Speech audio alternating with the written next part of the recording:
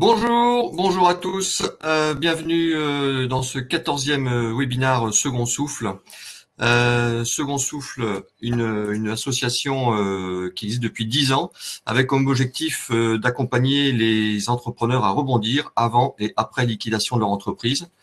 Reconnu d'intérêt général, Second Souffle aujourd'hui, c'est 17 antennes et relais en France, plus de 300 bénévoles, plus de 1000 entrepreneurs accompagnés, des événements mensuels et périodiques comme les webinaires que nous avons mis en place dès le début de la crise de la Covid et les journées 24 heures pour rebondir.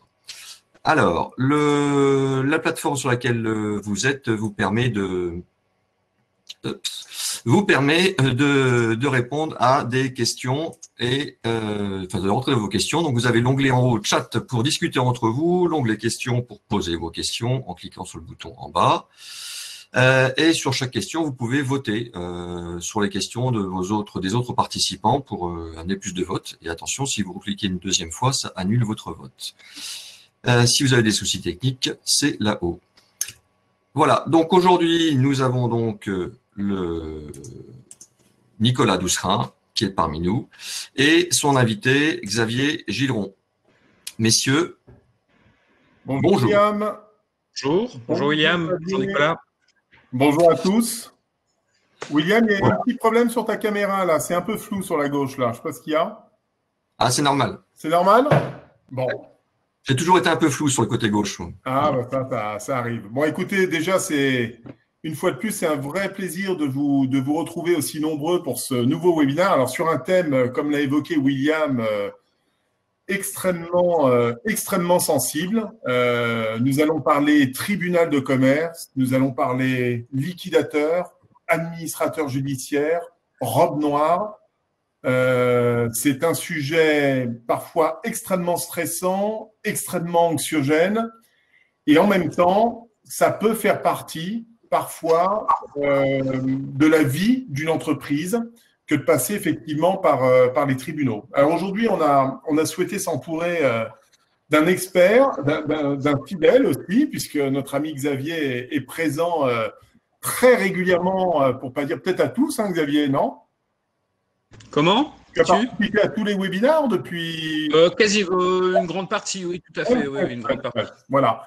Et on s'était dit avec William, compte tenu du fait qu'il prend un peu d'âge, d'ajouter ce troisième talent, ce troisième expert pour nous éclairer et nous apporter quelques précisions. Alors, ce qu'on vous propose, classique, on passe 20-25 minutes et l'objectif après, c'est de vous laisser la parole et d'essayer de répondre le plus précisément possible à un maximum de questions. Mon cher Xavier, parle-nous un petit peu des tribunaux. Ah, les tribunaux. Alors, une grande question. Déjà, bonjour à toutes et à tous. C'est un grand plaisir de vous retrouver à l'occasion de ce webinaire. Les tribunaux, effectivement, bon, alors déjà, moi, pour une rapide présentation, ça fait 30 ans que je suis dans l'accompagnement des entreprises, je suis juriste de formation, j'ai une entreprise depuis plus de 10 ans où j'accompagne les entrepreneurs dans tout ce qui est démarche auprès des tribunaux de commerce, c'est-à-dire tout ce qui est création, tout ce qui est également, ça peut être le contentieux également. Je suis également médiateur agréé auprès du Centre de médiation et d'arbitrage de Paris, donc tout ce qui est procédure, procédurale, devant ce type de juridiction et également les formalités, je connais bien. Donc, effectivement, les tribunaux, il y a toujours ce côté un petit peu très particulier. Hein. Le mot tribunal en lui-même fait peur. Donc, généralement, bon, on passe par des avocats, on passe par des juristes, et puis surtout, il arrive un moment donné où on est confronté en tant qu'entrepreneur à devoir passer par cette case. On y passe déjà au démarrage de son activité, puisque le tribunal a plusieurs missions. On va peut-être rappeler très rapidement toutes ces missions. William, si tu peux déjà mettre peut-être le premier slide concernant les premières missions du tribunal. Il est parti faire la sieste, hein, Xavier. Donc, ça y est. Non, c'est pas celui-là. Ça, c'est le deuxième c'est pas. Voilà. Bon, voilà. Alors, on va rappeler rapidement toutes les missions du tribunal de commerce parce qu'elles sont nombreuses au final. Il y en a beaucoup qu'on ne connaît pas et c'est dommage de ne pas toutes les connaître d'ailleurs, puisque on connaît souvent le tribunal de commerce une fois qu'on a des très grosses difficultés et souvent quand il est trop tard. Et vous allez voir qu'en fait, le tribunal de commerce c'est beaucoup plus large que ça. Il y a beaucoup plus de choses qui sont faites. Alors, vous connaissez déjà pour la résolution des litiges, hein, quand vous avez un problème de paiement avec un débiteur, vous faites une injonction de payer, soit par un huissier, soit directement. Donc ça, on va passer assez rapidement là-dessus. Ça, c'est le côté procédural que vous pouvez avoir avec le tribunal de commerce. Ça peut être aussi un litige entre associés, ça peut être un litige. Enfin, il y a beaucoup de types de litiges qui sont soumis au tribunal de commerce. Et puis, donc ça, c'est dans le courant, hein, le côté contentieux. On a aussi, on va commencer par la résolution amiable des différends. Donc ça peut être, il y a plusieurs choses. Hein. Il y a la conciliation, la médiation, il y a le mandat ad hoc. On va voir peut-être déjà tout ce qui est médiation. Alors ça me concerne un petit peu plus que c'est devenu une partie de mon métier. Donc c'est le slide suivant. Voilà. Donc c'est ce qu'on appelle en fait des modes alternatifs de résolution des différends. Donc les MARD, donc on connaît également sous le nom de MARC, puisqu'on peut appeler aussi ça les modes alternatifs de résolution des conflits. Alors il y en a plusieurs types. Hein. On reste toujours dans une démarche amiable dans le cadre de ces différents modes alternatifs. Alors mode alternatif tout simplement parce qu'on ne passe pas par le côté judiciaire, même le juge peut orienter d'abord les personnes quand elles sont en conflit vers un médiateur ou un conciliateur, et c'est le conciliateur ou le médiateur qui va faire office d'aider les parties à trouver une solution. Dis-moi, excuse-moi de te couper, sur les parties médiation, enfin sur la partie médiation, oui. Et quand on dit à l'amiable, est-ce que le fait d'être dans l'enceinte du tribunal, est-ce que la confidentialité des parties et des dossiers sont parfaitement respectées ? Alors, on n'est pas dans l'enceinte du tribunal, c'est-à-dire qu'on est désigné par le tribunal, mais on n'est pas dans le cadre du tribunal. Donc, c'est à l'extérieur du tribunal. Puisque, en fait, justement, le fait est de dépassionner un peu le débat et justement de lui donner ce contexte amiable et non pas judiciaire. Donc, de donner peut-être un environnement un peu moins solennel, quoi, un peu moins... Et surtout, il y a une chose essentielle qu'il faut savoir, c'est que tant la conciliation que la médiation judiciaire ou la médiation amiable ou le mandat ad hoc, ce sont des démarches qui sont confidentielles. Donc, elles ne peuvent pas se tenir au sein d'un tribunal, puisqu'un tribunal, par définition, est public. Hein, n'importe qui peut venir assister à des audiences. Donc là, on ne peut pas, dans ce cadre-là, faire ça dans des lieux publics. Ce sont vraiment des lieux qui sont spécialisés et faits pour qu'on puisse justement traiter de manière amiable, confidentielle et de manière indépendante les conflits. Alors rapidement, la conciliation. Alors la médiation déjà a un côté beaucoup plus large que le côté simplement saisine du tribunal, parce qu'on n'est pas obligé d'attendre de passer devant le tribunal pour solliciter une médiation. Hein, on peut le faire aussi de médiation amiable. Hein, moi, je suis médiateur amiable, mais je peux être appelé aussi par un tribunal à être désigné dans le cadre d'une médiation. Et dans ce cas, je prends le relais ensuite et je fais la médiation en dehors du cadre du tribunal. Et il y a une chose importante à savoir, c'est que le médiateur, lorsqu'il arrive à un accord avec les parties, l'accord n'est pas connu par le juge, c'est-à-dire que la décision reste confidentielle même à l'égard du juge. L'essentiel, c'est de trouver une solution pour que les parties puissent trouver leur accord et continuer leur relation professionnelle. Hein. Donc, on est vraiment dans un... Ouais. En fait, Xavier, excuse-moi, c'est c'est un objectif aussi, j'imagine, de désengorger un petit peu les tribunaux. Alors oui et non. Oui, parce que c'est vrai qu'il y a des gens qui sont très procéduriers, qui préfèrent aller dans le tribunal, mais aujourd'hui, il faut savoir que le gros problème en France, ça demeure l'encombrement, hein, clairement aujourd'hui. Et en plus, là, il faut savoir que pendant la période de confinement, les tribunaux de commerce ont été fermés. Toutes les audiences ont été reportées. quelquefois s'inédier, c'est-à-dire sans jour fixe, on ne sait pas. Tout le monde est dans l'inconnu, tout le monde ne sait pas quand les décisions vont être reportées. Il y a eu juste des décisions, on va dire une veille qui a été faite pour les procédures de redressement judiciaire, de liquidation judiciaire, bien évidemment, puisque les tribunaux de commerce, même s'ils étaient fermés, il y avait quand même des structures d'urgence qui étaient là à l'écoute des entrepreneurs. Mais c'est vrai que tout a pris un gros retard et déjà, par tradition, les tribunaux sont déjà très encombrés. Donc ça, c'est vrai que la médiation, comme la conciliation, et de plus en plus d'ailleurs les juges sont sensibilisés pour, dès qu'ils voient qu'il y a une solution qui peut être traitée amiablement, vont orienter les parties vers ce type de structure que sont soit la médiation, donc médiation judiciaire si elle est ordonnée par un juge, ou la conciliation. Alors, il faut savoir aussi qu'il y a une procédure alternative entre les deux qui s'appelle le mandat ad hoc. Alors, le mandat ad hoc, c'est quoi? C'est lorsque une entreprise a des difficultés qui ne sont pas encore irrémédiables. Le mandat ad hoc, en fait, on va demander au tribunal de nommer une personne qui va aider, en fait, le chef d'entreprise dans sa mission à négocier, à trouver des solutions. Alors, la première mission du mandataire ad hoc, elle est de fixer à 3 mois. Elle est renouvelable autant de fois qu'il le faut.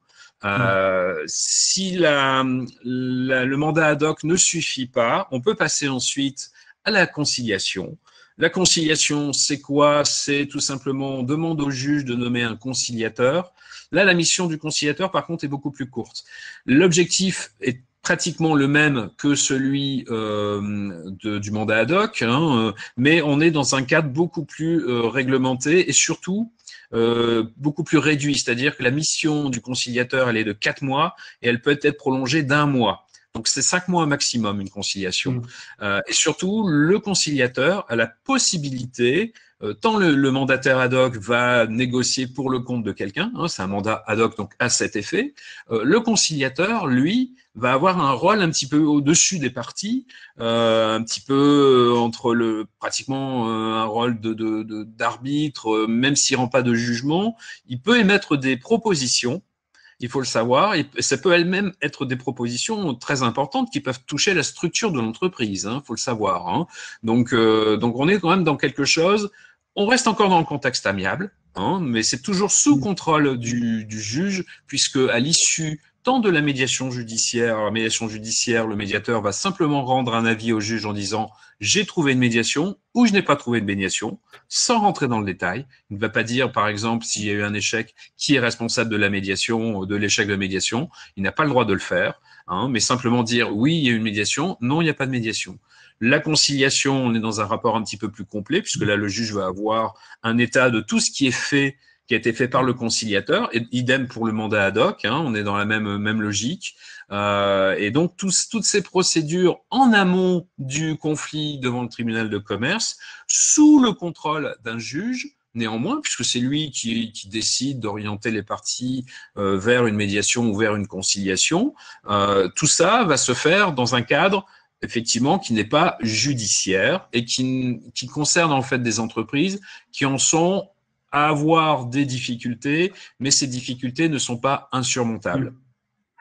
Donc, on va peut-être passer à la slide suivante d'ailleurs pour rappeler tous ces points. Donc voilà, là on va arriver, donc on arrive justement à la prévention des entreprises en difficulté.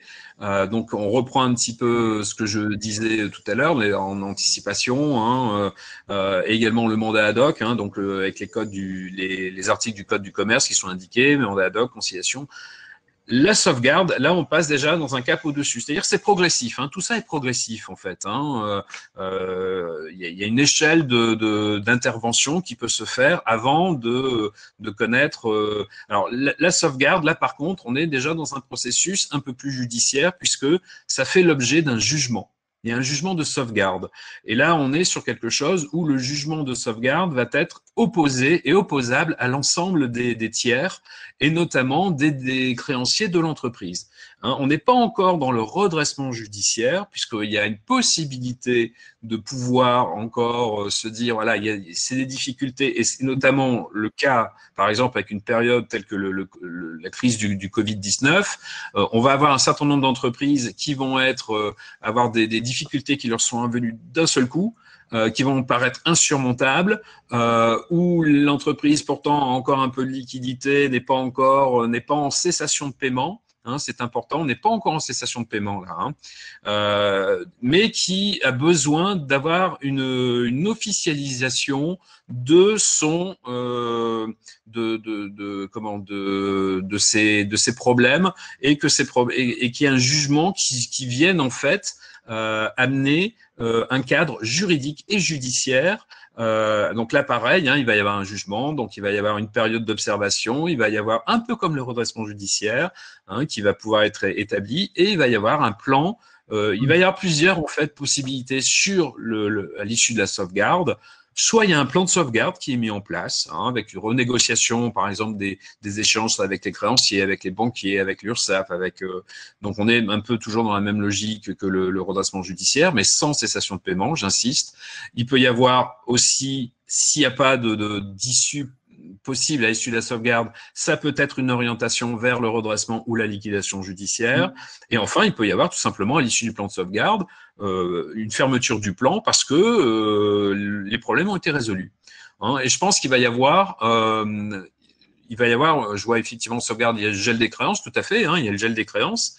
Donc c'est important de rappeler ça. Hein. On est toujours dans une procédure là qui est encore amiable, mais on est sur un caractère, on est vraiment entre les deux. Hein. Et surtout, il n'y a pas encore de problème de cessation de paiement. Hein. Donc on va maintenant arriver un petit peu sur ces problèmes de cessation de paiement. Donc la slide suivante, peut-être, William. Donc le traitement des difficultés des entreprises, voilà. Donc là, on arrive dans des procédures collectives. Donc là, on est dans un cadre où il y a effectivement cessation de paiement. Donc la sauvegarde, comme je disais, on n'est pas en état de cessation de paiement. Ça reste une procédure judiciaire, mais sans cessation de paiement. Dis-moi, Xavier, parce que c'est parfois un peu technique pour ceux qui nous écoutent, mais moi je connais évidemment le sujet et je reviendrai peut-être quelques instants sur mon témoignage. Mais c'est important, je pense, de rappeler, pour ceux qui sont chefs d'entreprise, ce que l'on appelle une cessation des paiements. Parce que souvent, la question qui est posée, c'est à quel moment, en tant que mandataire social, gérant président de l'entreprise, je suis dans la cessation des paiements et je dois saisir le tribunal. Et c'est vrai que c'est… Je me permets d'insister dessus parce que… Tout à fait, tout à fait. Alors, je donne juste un élément de réponse quand même. C'est une question qui m'a été fréquemment posée. C'est que pour savoir si on est en cessation des paiements, il faut déjà en amont avoir les bons indicateurs et les bonnes données. C'est-à-dire que si vous n'avez pas une gestion de trésorerie extrêmement rigoureuse, précise de votre trésorerie, au jour le jour, à la semaine, si vous n'avez pas vos comptes de résultats quasiment au mois le mois, un état de vos dettes, de vos créances, c'est extrêmement compliqué. C'est-à-dire que finalement, le seul indicateur que vous pouvez avoir, c'est que vous n'avez plus du tout d'argent pour votre compte bancaire et vous êtes dans l'incapacité de pouvoir honorer la moindre facture. Mais si de l'autre côté, vous avez, je ne sais pas, 3 mois et demi de retard de recouvrement de vos factures clients parce que finalement, vous n'êtes pas bien organisé, c'est pas bien géré, vous n'êtes pas forcément en cessation des paiements. Et toute la difficulté est là quand même. Hein. Je me permettais de le rajouter parce que… Tu as raison. C'est vrai que bon là j'essaye de faire une présentation assez rapide parce que je sais que le temps est compté. Donc, mais sur le sujet, on peut effectivement, donc la cessation de paiement, elle se caractérise par l'impossibilité de faire face à ses dettes avec l'actif disponible. Voilà. Mais oui, bien évidemment, ça suppose des indicateurs. Ça, c'est le rôle du chef d'entreprise avec ses outils de gestion, avec son expert comptable aussi. L'expert comptable est là également pour accompagner l'entrepreneur et de signaler quand il y a vraiment un problème. C'est son rôle aussi. Hein, il n'est pas là simplement pour faire le bilan. Je le dis, je ne sais pas si nous avons des experts comptables qui nous écoutent aussi et tout le monde n'est pas comme ça. J'en fais pas une généralité.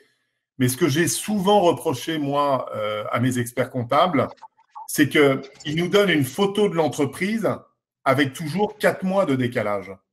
Et moi, quand j'ai traversé la crise de 2008, mes tableaux de bord étaient gérés à la semaine. Moi, le 30 de chaque mois, je connaissais le résultat d'exploitation de l'entreprise. Et c'est en connaissant ces résultats, pas au centime d'euro près, mais à 2% près, c'est en maîtrisant ces résultats que j'ai pu anticiper sur les mesures à prendre et éviter de me prendre le mur en pleine tête.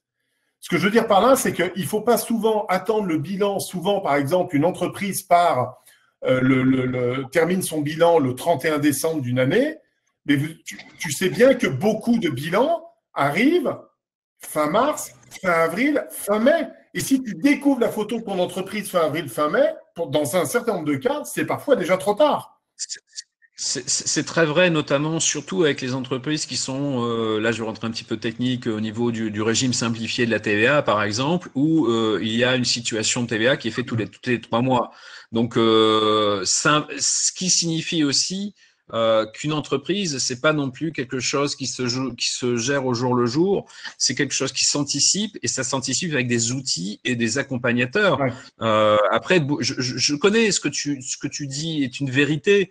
On sait très bien comment ça se passe en pratique. Il y a la théorie et la pratique, mais ça demande effectivement, surtout parce que le gros problème in fine, au final, c'est que l'entrepreneur, lorsqu'il commence à avoir des difficultés, il se met dans une coquille et il y a une forme de déni qui s'installe, et bien souvent, il se renferme et il ne va pas en pensant qu'il va y avoir un petit peu comme au poker, un retour de chance.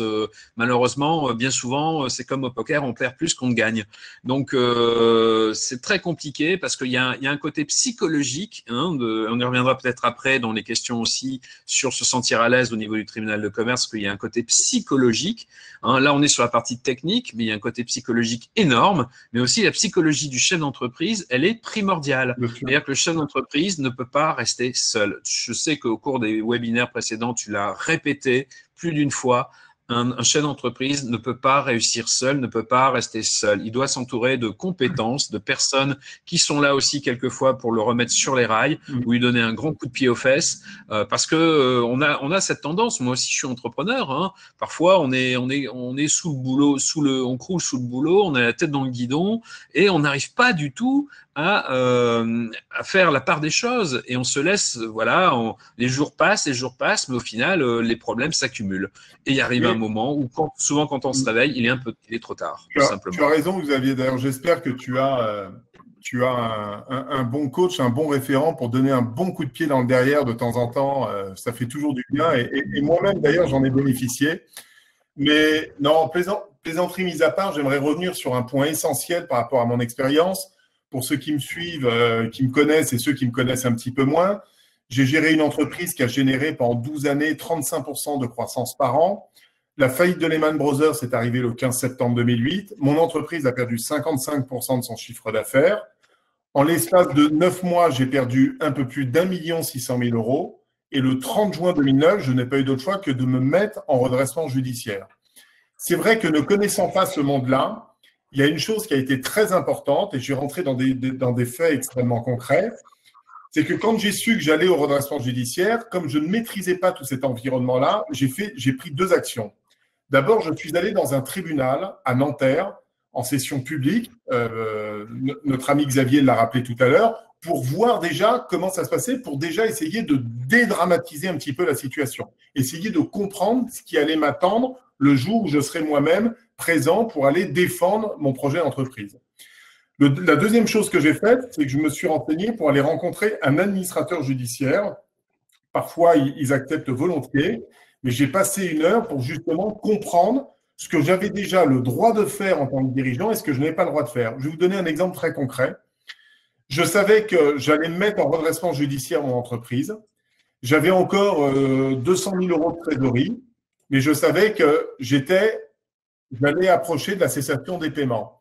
Et il se trouve que j'avais mis depuis plusieurs années pas loin de 240 000 € de compte courant que j'avais apporté, que j'avais laissé dans l'entreprise pour passer la première idée. Et à un moment donné, m'est venue l'idée de savoir si, avant d'aller déposer, je pouvais retirer une partie de mon compte courant. C'est tout bête comme question, mais j'estimais que c'était de l'argent que j'avais apporté en compte courant, l'argent où j'ai payé des charges, j'ai payé des impôts sur le revenu, j'ai apporté. Je voulais savoir si j'avais le droit de sortir 50 000 parce que je savais que si j'allais en liquidation judiciaire, en tant que dirigeant, je n'avais pas de chômage, donc je n'avais pas de revenus pour subvenir aux besoins de ma famille, et donc la question était là. Et tout ça est très important parce qu'on peut être amené parfois de manière totalement involontaire, commettre des fautes qui peuvent après coûter très cher, puisqu'on y reviendra, mais le tribunal, il voit justement qu'il y a eu un peu de détournement d'actifs que l'on a pris dans les caisses, parce que c'est comme s'il faut appeler un chat, même si ce n'était pas volontaire, c'est une faute de gestion, et le tribunal peut remonter jusqu'à 18 mois en arrière sur la gestion faite par un dirigeant et prendre des sanctions pénales, des demandes de remboursement et avec des conséquences qui seraient encore bien plus dramatiques pour le dirigeant d'entreprise. Et Xavier a parfaitement raison sur ce point, et je le répète, les amis, si vous êtes proche de cette situation et si c'est un domaine que vous ne maîtrisez pas, il faut absolument vous entourer, vous faire conseiller, parce que, évidemment, ce n'est pas quelque chose qu'on apprend naturellement. D'abord, ça ne s'apprend pas à l'école, même si les écoles aujourd'hui font beaucoup de progrès en la matière, mais on n'est pas formé à cet environnement-là. Or, je le rappelle, se mettre en redressement judiciaire, aller devant le tribunal, c'est un acte de gestion et c'est de la responsabilité du mandataire social. Ne l'oubliez jamais.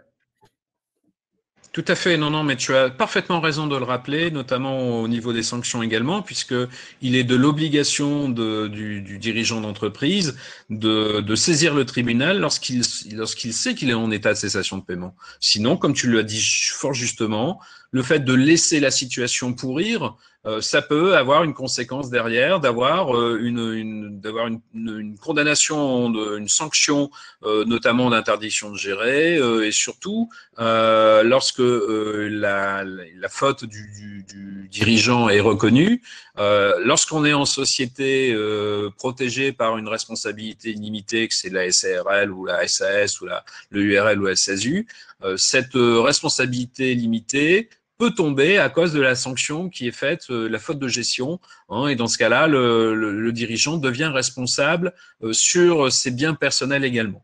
Hein, donc il faut le savoir, en dehors des jugements qui peuvent se suivre sur l'interdiction de gérer ou autre. Hein. Mais ça, on est déjà dans le truc ultime. Mais il faut quand même savoir, voilà, c'est de l'obligation. Tu as bien raison de le rappeler, Nicolas. C'est de l'obligation de l'employeur, du dirigeant, de saisir le tribunal s'il est en état de cessation de paiement. Bien souvent, ça peut être des débiteurs qui saisissent le tribunal pour mettre en redressement judiciaire une entreprise, mais déjà là, si c'est le cas, c'est qu'il est déjà trop tard. Ça veut dire que le dirigeant n'a pas pris la mesure des difficultés qui étaient les siennes.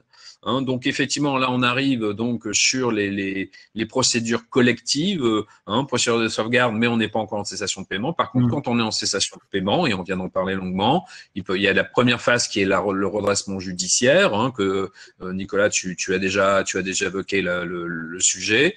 Et si vraiment la situation, soit à l'issue du redressement judiciaire, soit lors de la saisine du tribunal où on demande une liquidation judiciaire simplifiée parce qu'on est vraiment dans une situation qui est irrémédiablement compromise, on demande la liquidation judiciaire tout de suite. Alors là-dessus, quels sont les organes? Vous avez les organes de procédure, vous avez un juge commissaire, hein, c'est lui qui va regarder ce qui se passe, prendre la décision. S'il y a un redressement judiciaire, il va y avoir judiciaire qui peut être nommé qui va en fait assister et qui va administrer l'entreprise avec le dirigeant, hein, c'est pour ça qu'on parle d'administrateur judiciaire.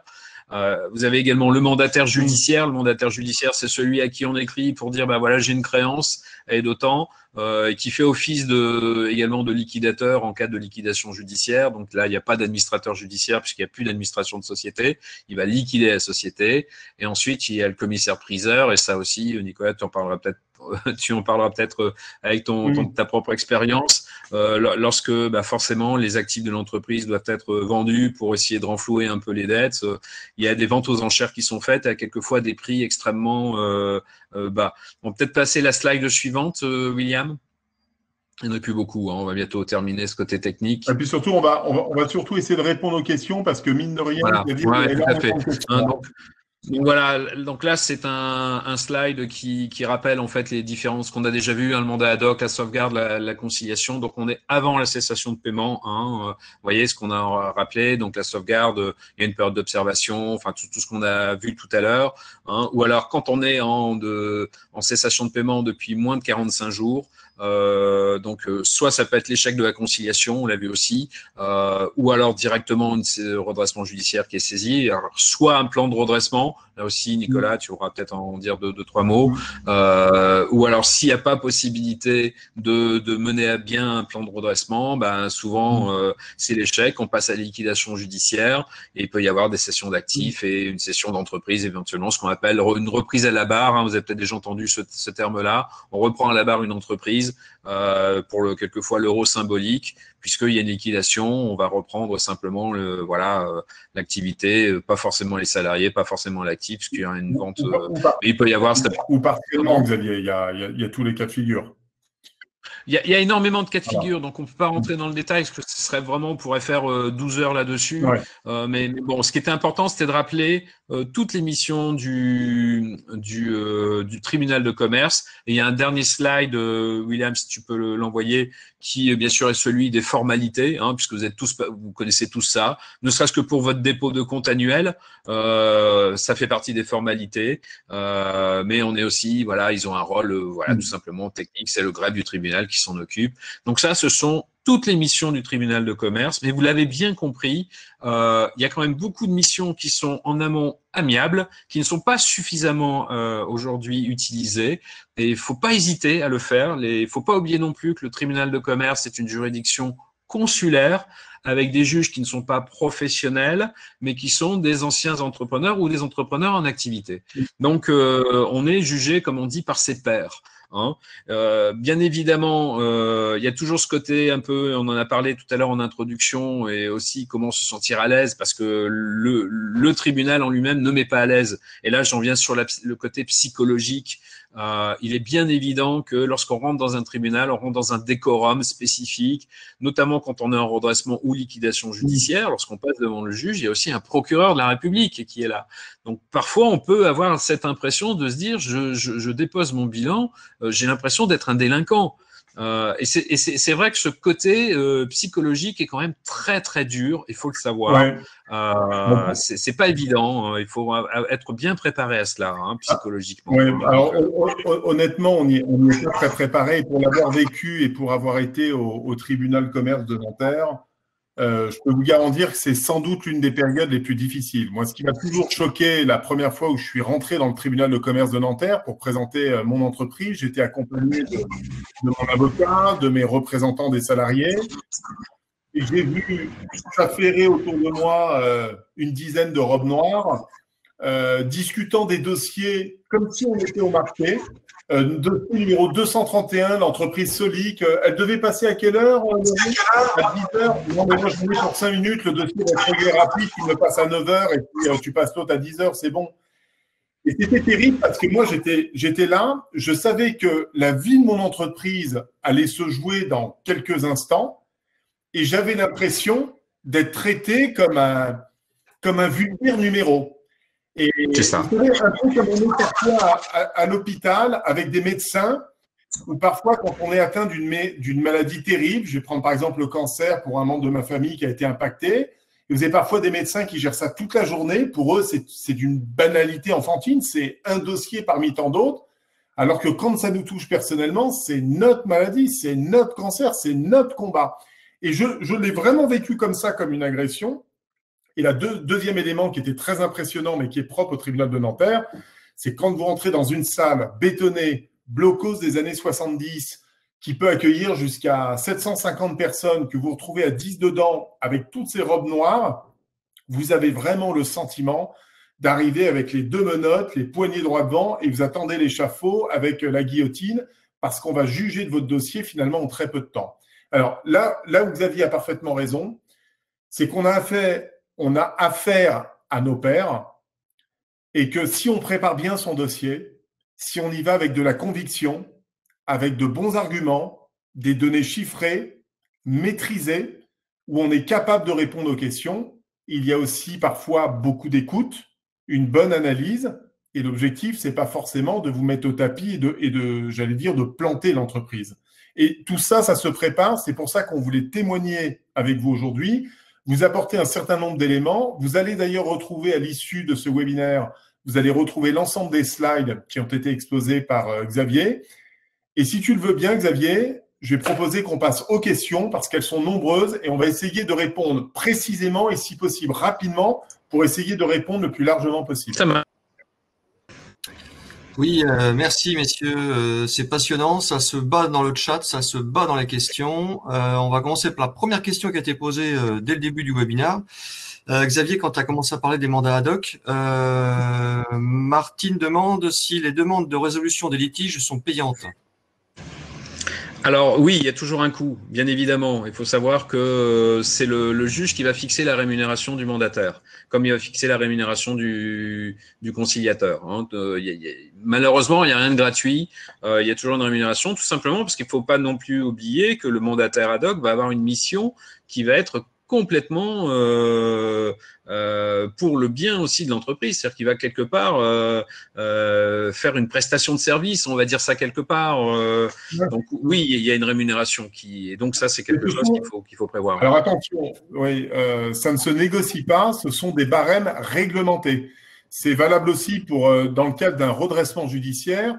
Souvent, on me dit, ben oui, mais ça nous coûte de l'argent en plus. Finalement, on vient enfoncer un peu plus l'entreprise. Oui, ben il y a des coûts. Et vous savez que vos conseils, vos avocats, ceux qui vous conseillent, bah, si vous voulez donner une chance de faire survivre votre entreprise, vous devez prévoir une partie de rémunération pour justement payer à la fois vos intermédiaires et en même temps le tribunal. Mais ceci rentre dans des barèmes, c'est réglementé, c'est lié à vos chiffres d'affaires, aux actifs, aux cessions. Enfin, il y a énormément de paramètres. Mais voilà. J'ai une question, moi, dans ce cas-là, ce barème ces forfaits là, ils sont les mêmes pour toute la France ou c'est chaque tribunal qui le détermine? C'est les mêmes règles pour toute la France. National. D'ailleurs, je précise que s'il y a un litige dessus, vous êtes parfaitement en droit. Ça m'est arrivé d'ailleurs une fois sur un litige où j'ai gagné d'ailleurs. Hein, vous êtes en droit au même titre qu'il y a un barème. De l'autre côté, il doit y avoir une prestation de service. Moi, je me souviens qu'à un moment donné, mes salariés n'avaient pas été payés. Ça faisait 2 mois et demi que ça traînait parce que j'ai un administrateur, on va dire, qui était sans doute débordé, mais enfin, qui n'a pas fait son job. J'ai écrit directement au tribunal de commerce de Nanterre et je peux vous dire que la situation a été débloquée dans les 4 jours. Voilà. C'est-à-dire que derrière, il y a un barème, il y a des coûts, mais ils ont aussi des droits et tout le monde a des droits et des devoirs. Voilà, c'est important de le souligner. Est-ce qu'on a les chiffres concernant les mandats ad hoc? Combien, pourcentage, réussite ou échec? Non, on n'a pas de tout simplement comme je le disais, ce sont des procédures qui sont confidentielles. Donc, on n'a pas de chiffres en pourcentage en prévention. C'est pas très élevé en fait, parce que beaucoup de personnes ignorent ces systèmes-là. Par contre, sur le résultat, quant à lui, on peut pas avoir de statistiques puisque c'est confidentiel. Donc, ça garantit aussi l'anonymat. Justement, c'est ce qui différencie ces structures, ces procédures amiables des procédures judiciaires qui elles sont publiques. Ce qu'on ne sait pas, c'est on sait que c'est trop peu. C'est vrai qu'il y a une nette amélioration depuis la crise de 2008. On a un peu plus communiqué sur le mandat ad hoc, mais il y a encore un côté un peu anxiogène, tribunal, qui ne favorise pas encore. C'est mieux, mais ça reste encore trop marginal, semble-t-il. On pourrait faire beaucoup mieux dans les mois et les années qui viennent. C'est clair. J'aimerais que l'on m'explique pourquoi plus de 90% des entreprises n'arrivent pas à s'en sortir pendant la période d'observation. Alors, c'est très simple. Pendant la période d'observation, ouais, la question, elle mérite d'être importante. Déjà parce que quand on va en redressement judiciaire, il n'y a que 2% des entreprises qui valident ce qu'on appelle une période d'observation.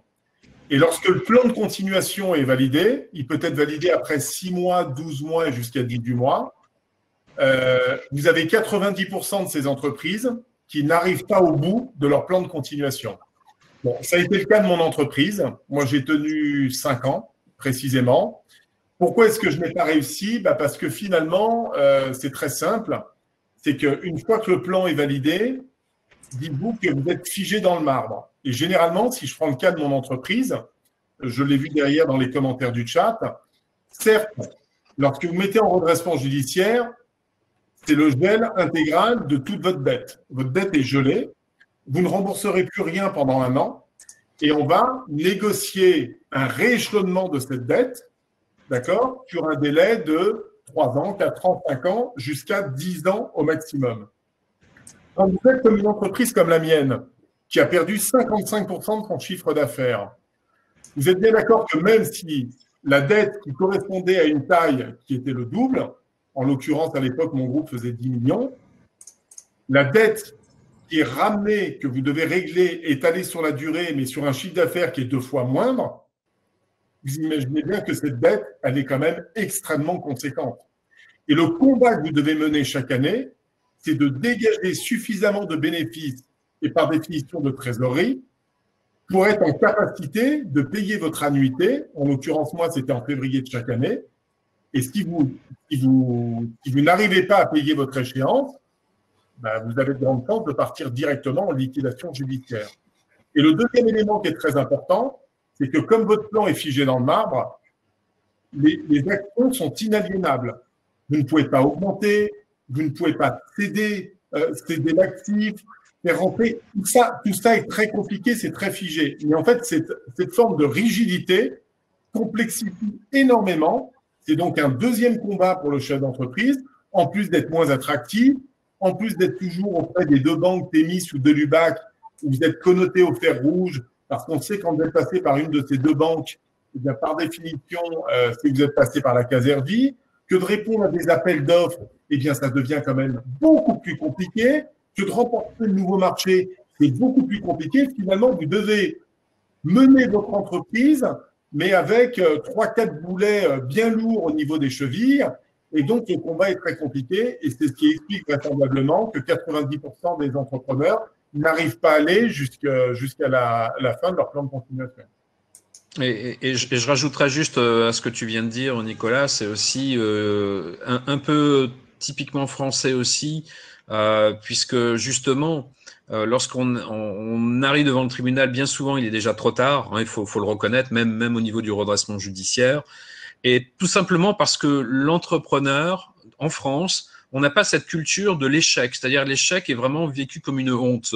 Donc l'entrepreneur va tout faire pour essayer pas forcément dans le déni, hein, mais va essayer de tout faire pour éviter l'issue du redressement ou de la liquidation judiciaire, parce qu'il va être justement avoir cette peur de dire « Ah, tu n'as pas réussi, tu es en échec ». Et ça, c'est ce qui est extrêmement problématique dans notre pays. Et la différence des cultures anglo-saxonnes, pour qui l'échec fait partie de la vie normale d'une entreprise. Ouais. En France, c'est pas du tout le cas. Et donc, forcément, quand on arrive devant le tribunal, généralement, il est trop tard. Et donc, même les périodes d'observation, lorsqu'elles sont ouvertes, on s'aperçoit, et surtout, on s'aperçoit de problèmes qui n'ont pas forcément été dits tout de suite par le chef d'entreprise. Et on s'aperçoit que les problèmes sont beaucoup plus profonds que prévu. Donc, voilà, c'est aussi une des raisons. Alors, autre question qui me touche personnellement, parce que moi, je l'ai vécu comme une forme, vous m'excuserez l'expression, mais un peu comme une forme de viol. La vente aux enchères sont du domaine du racket organisé quand on voit à quel montant elles sont faites, surtout quand on nous interdit de vendre à des personnes intéressées à un meilleur prix. Ça, c'est un véritable scandale, je le dis, je l'ai vécu. Quand j'ai mis en redressement judiciaire, en liquidation mon entreprise, donc en 2014, j'avais 450 mètres carrés de bureaux.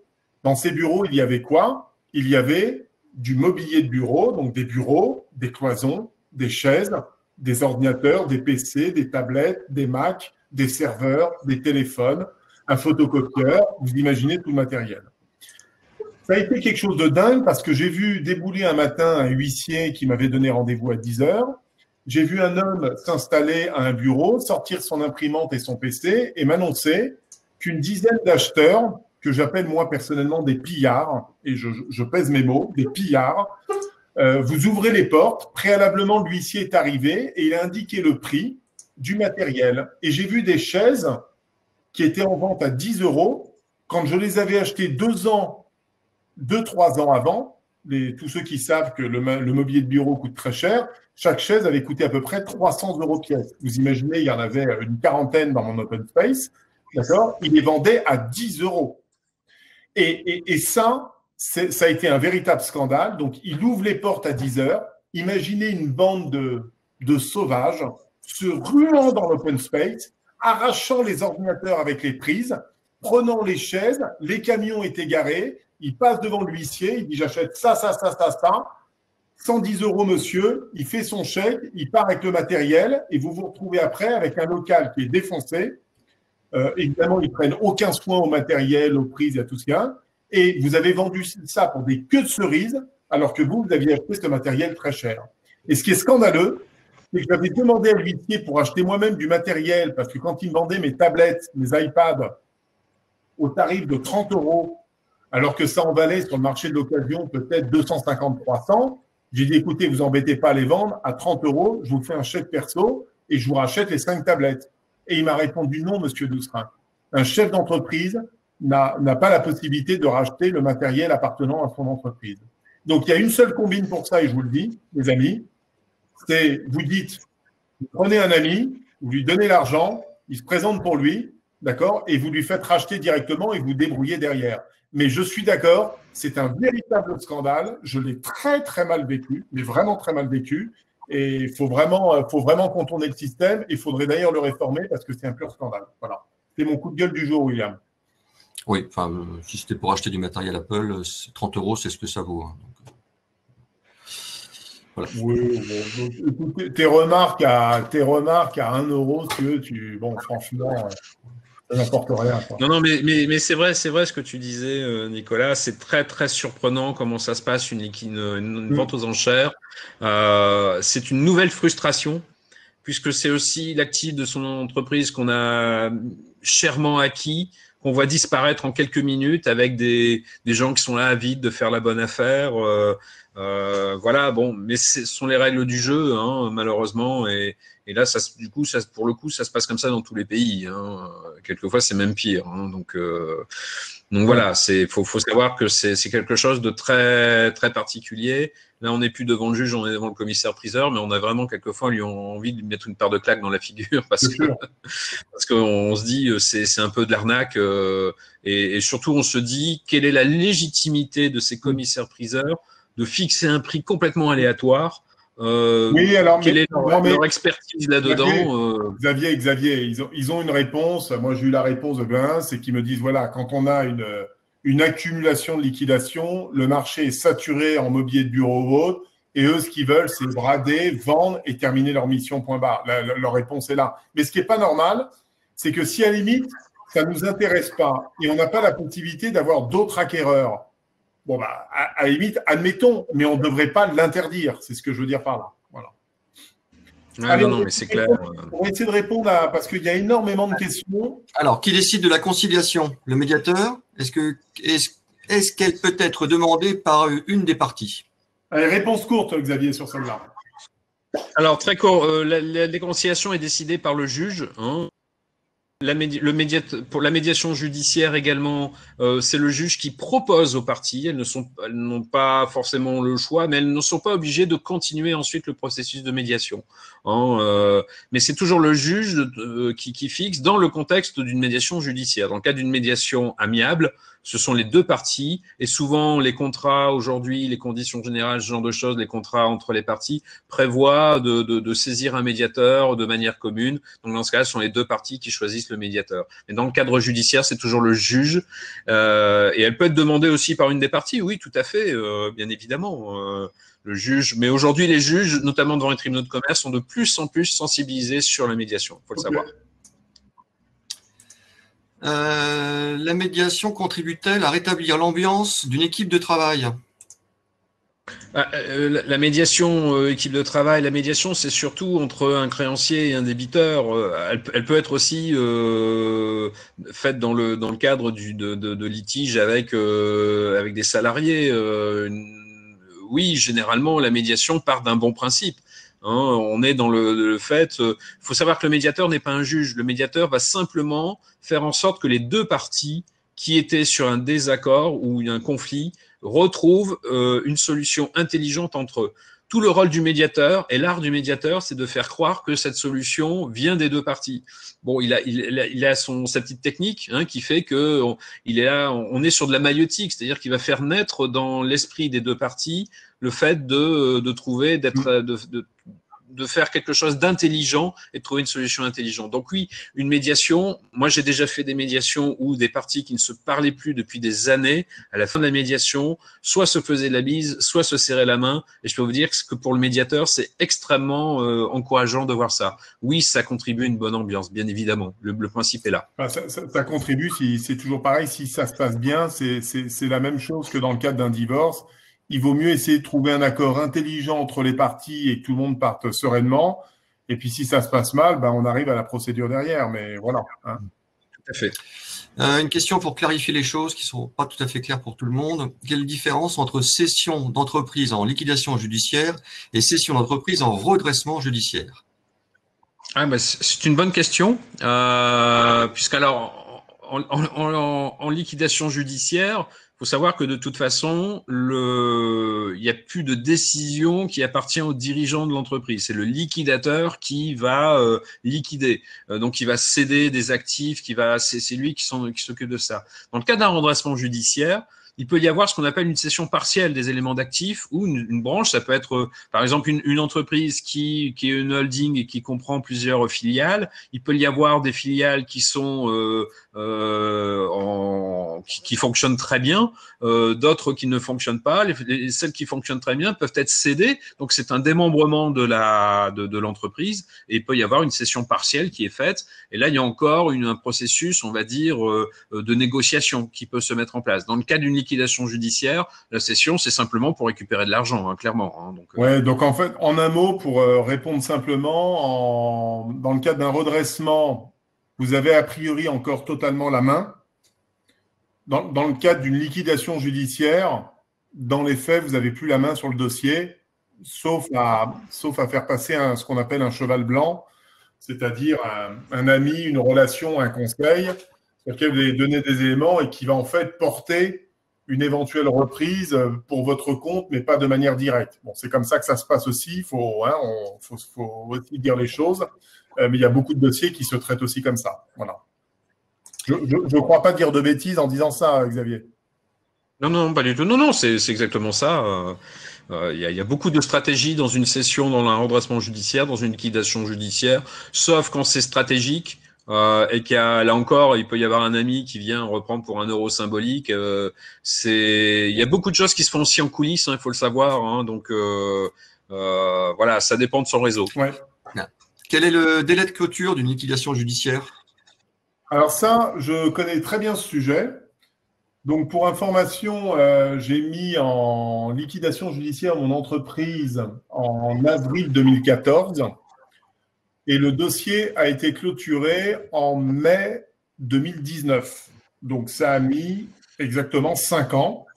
Et ce qu'il faut retenir, c'est que le dossier était fini depuis 3 ans. D'accord ? C'est-à-dire que, voilà, tous les actifs qui restaient ont été vendus, les créanciers ont été payés à due proportion et suivant évidemment les ordres de priorité. Mon dossier était fini, mais le liquidateur attend toujours un délai de 3 ans pour le clôturer d'un point de vue administratif. Et ça, c'est très compliqué. D'ailleurs, ça m'a porté pas mal de préjudice. Alors, pas sur celle-là, mais sur une des filiales que j'avais mis en liquidation bien avant, parce que j'avais appelé mon liquidateur. J'ai dit, mais attendez, pourquoi est-ce que vous ne clôturez pas ce foutu dossier?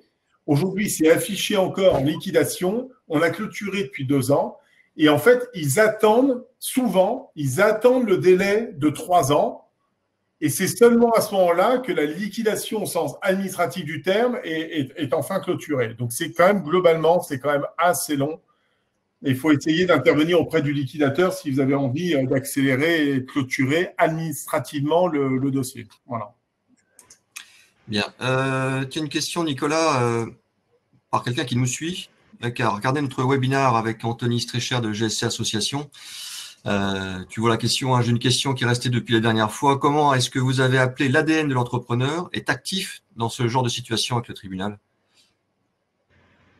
Ah bah ça, c'est très important. C'est-à-dire que toutes les qualités de l'entrepreneur pour aller défendre votre dossier, moi je me souviendrai toujours, lorsque je me suis présenté le 25 juin 2009 au tribunal de commerce de Nanterre pour mettre donc en redressement judiciaire, mon objectif était d'ouvrir ce qu'on appelle une période dite d'observation. Moi, je n'avais pas d'actifs à vendre. On est une entreprise de service. On faisait du conseil en recrutement, de la chasse de tête. J'avais à l'époque 92 salariés. J'avais des filiales, mais je n'avais pas d'actifs. Je n'ai pas d'usine, j'ai rien à vendre. Bon. Et l'objectif, alors, je m'y étais préparé avant, je m'étais entraîné, j'avais préparé mes dossiers, j'avais refait mon plan prévisionnel à 2 ans avec le plan d'économie. Vous devez démontrer votre capacité. Pour ouvrir une période d'observation, vous devez montrer votre capacité à embrayer totalement les pertes, à regagner de l'argent, donc à être à nouveau rentable, pour donner l'espoir que si on gèle la dette et qu'on l'étale sur 5 ans, 6 ans, 7 ans ou 10 ans, vous soyez en capacité d'ici 12 mois de rembourser cette dette chaque année. C'est ça l'objectif.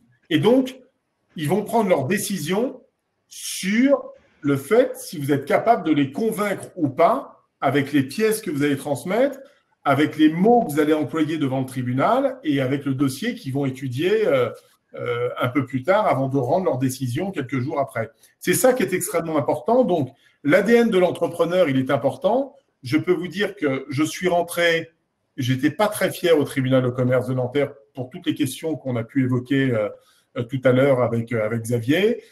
J'étais quand même si j'étais préparé, j'étais stressé, j'étais tendu parce que finalement, je n'avais plus la main sur le dossier. C'est-à-dire que là, la décision qui allait être prise sur mon entreprise, c'est pas Nicolas Doustrin, dirigeant, qui prend cette décision, qui accepte de prendre le risque et d'y aller. C'est une personne totalement inconnue et qui, en quelques minutes, en 20 minutes, plus l'appui du dossier, plus les tableaux, plus l'intervention de mon administrateur judiciaire, va décider de la vie, de la continuité ou de la mort de votre entreprise. Et donc là, c'est très important d'avoir les mots justes, d'être préparé, de partir au combat et surtout de très bien maîtriser son sujet. Moi, je me souviens très bien du président qui me dit « Mais écoutez, monsieur Doustrin, on va vraisemblablement prononcer la liquidation de votre entreprise. Il y a 1 900 000 chômeurs de plus en France. Tous les cabinets qui sont passés sont partis en liquidation. Le marché de l'emploi en France est dans un état mais catastrophique. Je ne vois pas comment vous allez pouvoir sortir de votre entreprise. » Et je me souviens très bien, je l'ai interpellé, j'ai écouté, monsieur le président, vous ne pouvez pas dire ça. Ça fait 14 ans que j'ai créé mon entreprise. J'ai fait 14 années de bénéfices continus. On tombe dans une année exceptionnelle. J'ai la capacité de restructurer. Et d'ailleurs, je n'ai pas attendu. J'ai déjà commencé à mettre en place le chômage partiel, à procéder à des licenciements, à réduire l'ensemble des frais fixes. Voilà le business plan à 6 mois. Je vous propose d'ouvrir une période d'observation, de me laisser faire mes preuves et de nous revoir dans 6 mois avec à la clé, je l'espère, un plan de continuation. Et à ce moment-là, il m'a dit, c'est pas 6 mois qu'il faudra ouvrir, c'est vraisemblablement 12 ou 18 mois compte tenu du contexte. Et quand je me suis représenté 6 mois après, nous avions dégagé 180 000 € de bénéfices durant la période d'observation. Et je suis sorti avec les félicitations du président qui m'a dit, monsieur Doustrin, je n'ai jamais vu un retournement aussi rapide dans votre métier en 30 ans. Je vous félicite. Ils ont validé le plan et on a étalé le plan sur 6 années. Donc tout ça pour dire que l'ADN de l'entrepreneur, encore une fois, la maîtrise de ses dossiers, la communication, la conviction, avoir les bons conseils autour de soi pour bien le préparer, ça pèse énormément dans la balance pour donner une chance de survie à votre entreprise. Bien. Une avant-dernière question peut-être. Un salarié demande une conciliation au prud'homme suite à un défaut de paiement. Cela peut-il déboucher pour l'entreprise à une cessation de paiement? Oui, la réponse est oui. La réponse est oui, évidemment. C'est notamment valable pour les TPE. J'en connais plusieurs qui malheureusement ont fait des fautes de procédure lors de procédures de licenciement, notamment de non-reclassement, qui se sont retrouvés il y a quelques années condamnés au prud'homme. Il y a une demande de conciliation. Et quand vous faites condamner, comme ça avait été le cas dans ce dossier que j'ai suivi, à 1 an de salaire à payer à ce salarié de 54 ans, eh bien, ça représentait à l'époque 54 000 €. et l'entreprise n'a pas eu d'autre choix que de se mettre en liquidation judiciaire. C'est totalement aberrant, je trouve. C'est complètement fou, mais c'est une triste réalité. C'est exactement ça. Hein. Enfin, moi, j'ai eu plusieurs dossiers comme ça à gérer. Effectivement, voir que les décisions prud'homales sont des décisions qui coûtent très cher et ça peut être effectivement extrêmement problématique pour une entreprise qui n'a pas les moyens quelquefois de payer les condamnations et ça peut amener à une situation de redressement judiciaire, voire de liquidation judiciaire. Je l'ai déjà vécu pour quelques clients qui ont vécu violemment ce type de procédure. Donc, il faut le savoir, effectivement, ça peut être le cas. Une question pour William. Donc, je vais essayer d'y répondre. C'est pas gagné, les amis. Hein. Ah, non, attention. Alors, Second Souffle a-t-il dans sa besace des mandataires ad hoc bénévoles? Eh bien, Patrick, non, nous n'avons pas de bénévoles mandataires ad hoc. Donc, je fais un grand appel à tous ceux qui nous écoutent, qui sont mandataires ad hoc et qui voudraient devenir bénévoles pour l'association Second Souffle. Vous pouvez nous contacter. Allez directement sur le site internet de Second Souffle et puis vous trouverez plein de boutons et plein de formulaires à remplir pour nous envoyer. Même un numéro de téléphone qui est ouvert de 8h du matin à 18h, je crois. Donc, on est là, on vous attend. Merci pour cette question. Voilà, messieurs, je sais pas, Nicolas, si tu vois encore une question intéressante. Non, ça fait déjà 1 heure que... Écoutez, il y a eu beaucoup de questions. Donc on a essayé de répondre à pas mal. Le délai, on a répondu.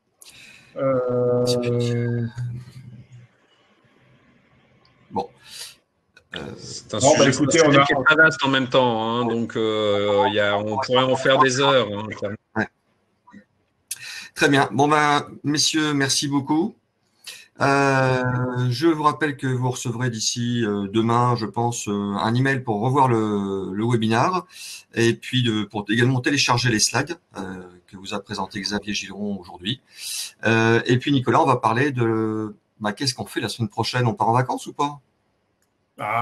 Toute la question est là, mon cher William. Non, on part pas encore en vacances. On va avoir le plaisir de se voir encore pendant 2 vendredis. Les vacances, c'est après le 10 juillet. Le dernier webinaire organisé par Second Souffle, c'est le vendredi 10 juillet. On vous réserve quelques surprises. Ensuite, on fait un break et on vous prépare une rentrée exceptionnelle. Voilà. Alors, pour vendredi prochain, nous allons faire sujet d'actualité. C'est l'actualité économique pour nous, les entrepreneurs. Donc, l'idée, ça va être d'analyser toutes les mesures prises par le gouvernement, les ajustements, le plan d'aide européen, les mesures sur le climat, le chômage partiel, le télétravail, les différents protocoles adaptés à nous, patrons de TPE-PME. Donc, on vous attend nombreux. C'est vendredi prochain, c'est le 3 juillet, de 14h à 15h avec William, mon fidèle compère. Merci Xavier. Merci Nicolas. Merci Xavier. Merci à vous tous de nous avoir suivis et puis on vous donne rendez-vous la semaine prochaine pour l'avant-dernier webinaire de cette saison. Exactement. Bon week-end. Merci à vous tous. Ciao les amis.